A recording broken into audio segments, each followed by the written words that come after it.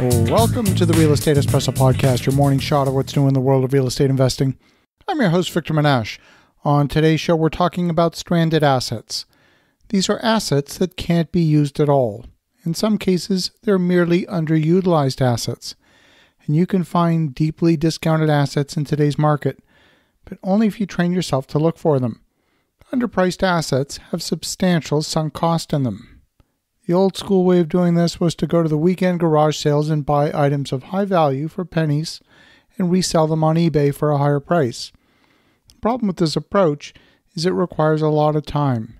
The dollar values are low and therefore the profit potential is low even if the percentage gains are high. Buying gym equipment or bicycles will net you a few tens of dollars every time you stop in someone's driveway. These opportunities exploit inefficiencies in the market for used items. But I want you to think bigger. I want you to think about restaurants, hotels, boats, trucks, cars, maybe even ships. Sometimes the assets are not physical. It could be a list of customers or a handful of high-quality relationships. You see, the value of business is based on the quality of its customers. If you want to do better business, then find better customers. The headlines over the last several weeks have focused on the tens of millions of people who have lost their jobs, and that's a tragedy by itself to be sure.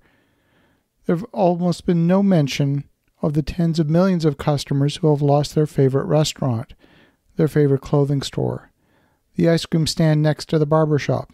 Oh, yeah, and the barber shop is gone too. Who is out there serving the millions of clients who have been separated from the businesses that they've been loyal to for all these years? Imagine if your favorite restaurant was gone. That little Italian place that made the meat sauce with lamb instead of beef, and you've never found anything like it anywhere else in the world. What if the legacy of that restaurant could live on? What if a kitchen in a low-cost industrial location could reproduce their menu, and the exact replica of that meal could be delivered to your door? What if the website for that restaurant were still active and able to accept orders for delivery and maintain the original menu? What if the original owners collected a royalty on the orders for the lamb bolognese sauce? Imagine if you wanted to enter the restaurant business. You don't need to go out and order brand new commercial kitchen equipment. There are going to be garage sales of commercial kitchens by the dozens in every city in North America and Europe, and probably Asia as well. You'll be able to buy those commercial kitchens for pennies on the dollar. Buying the kitchen hardware in a fire sale or a garage sale is obvious. Everyone expects that to happen. But the hidden assets, which are less tangible, could likely be purchased for $0 and nothing more than a royalty. The goodwill that's been built over the years between restaurants and diners, between florists and funeral directors, and between health food stores and those with dietary restrictions have real value. Let's look back at the people who've been laid off.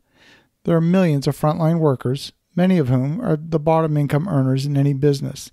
They've been impacted the most.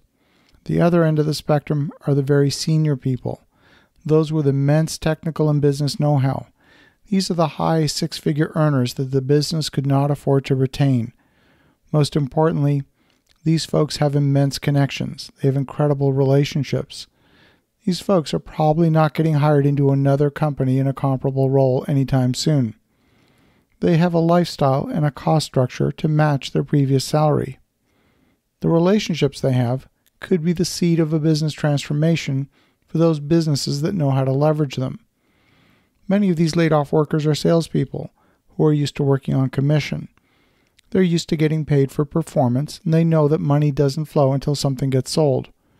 Maybe a re-energized, top-notch sales team that costs you nothing to hire and only makes you money could help your business. These are all assets that you can find at the great big garage sale.